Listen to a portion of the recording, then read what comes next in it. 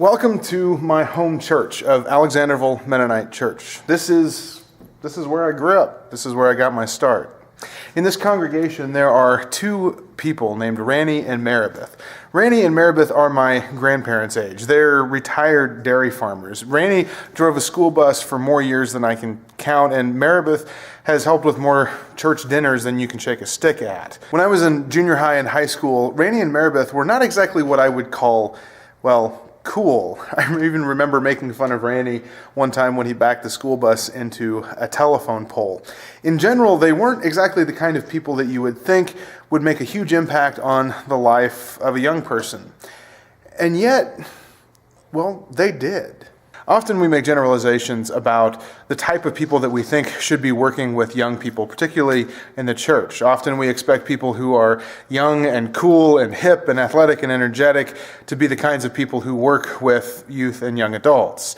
Likewise, we also make assumptions about who we think should not be working with young people. Generally, people who are old and goofy and, more or less at the other end of the spectrum of life. The problem is that in my experience, the ability to make an impact on someone's life has very little to do with age and even less to do with being hip or cool.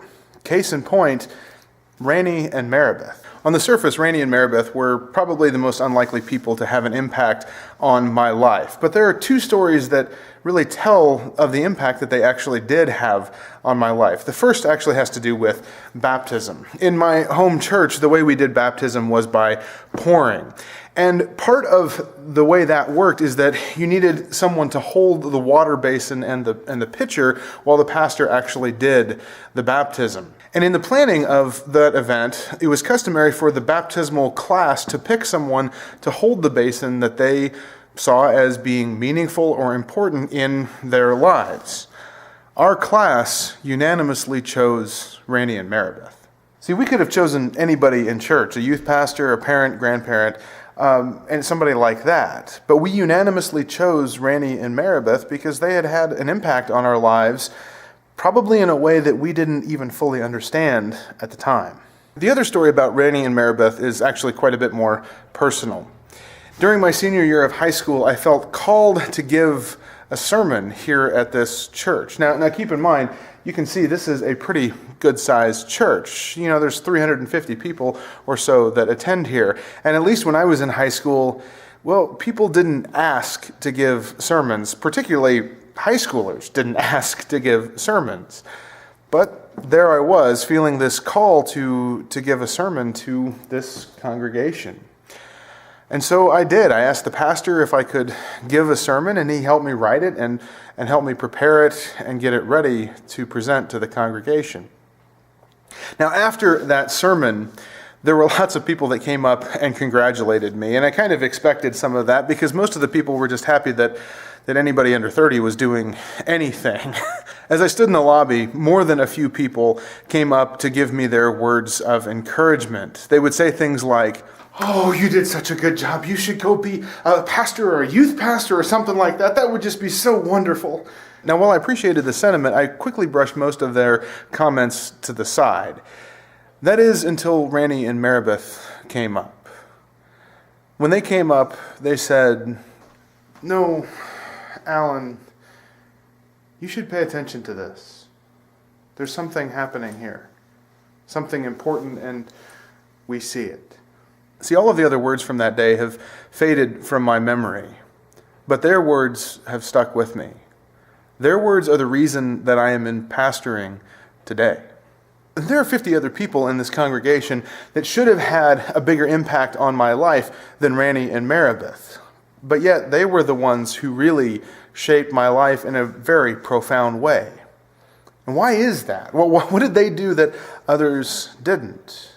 I've given a lot of thought to that over the years.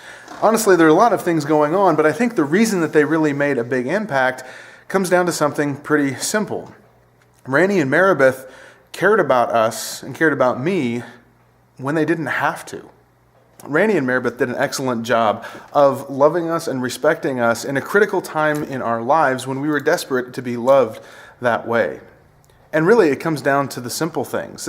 Things like they listened to us, they made time to pay attention to us, they took us seriously when we had things to share with them, they seemed genuinely interested in our lives. They didn't dismiss us out of hand as just another bunch of kids.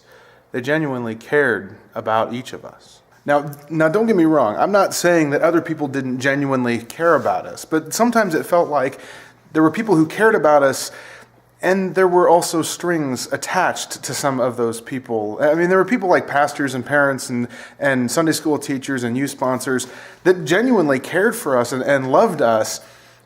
But that was kind of part of the job description, wasn't it? Or maybe at least felt like that. The thing that was different about Randy and Maribeth is that they made time for us and they cared for us, and they didn't have to. They didn't have any of those other strings attached.